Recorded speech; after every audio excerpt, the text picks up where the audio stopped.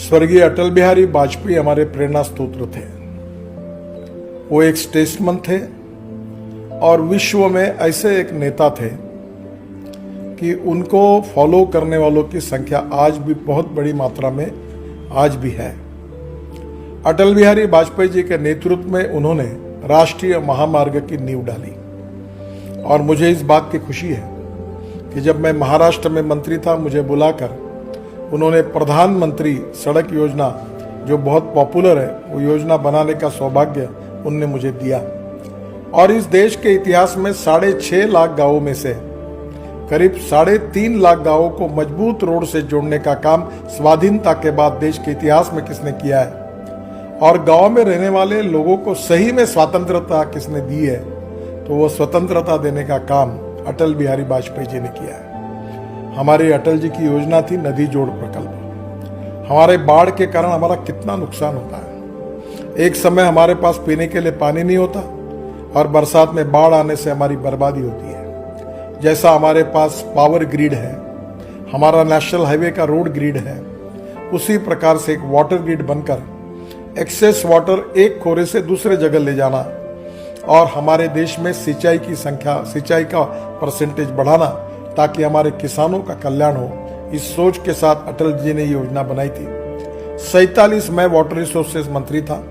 47 projects final हुए, 17 के DPR तैयार हुए और 7 प्रोजेक्ट तो शुरू करने की स्थिति में है।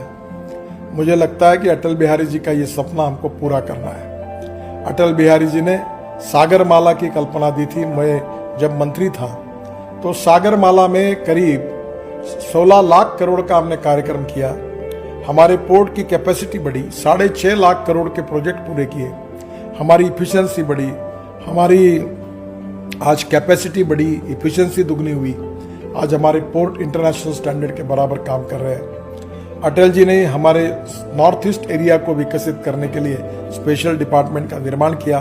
आज मैं 1 लाख करोड़ के रोड के काम नॉर्थ ईस्ट में कर रहा हूँ। आज नॉर्थ ईस्ट में रेलवे जा रही, रोड बन रहे, उद्योग आ रहे, वहां का विकास हो रहा है। ये अटल जी का ही काम था, इसकी नींव उन्होंने ही डाली थी।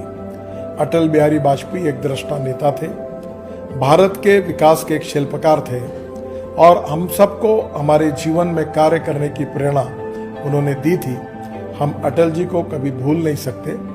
अटल जी का ये जीवन, अटल जी का व्यक्तित्व और छोटे छोटे विदेश नीति के रूप में उन्होंने हमारे छोटे पड़ोसियों के साथ अच्छे संबंध प्रस्थापित किए और हिंदुस्तान की आन बान और सम्मान पूरी दुनिया में उन्होंने बड़ी की।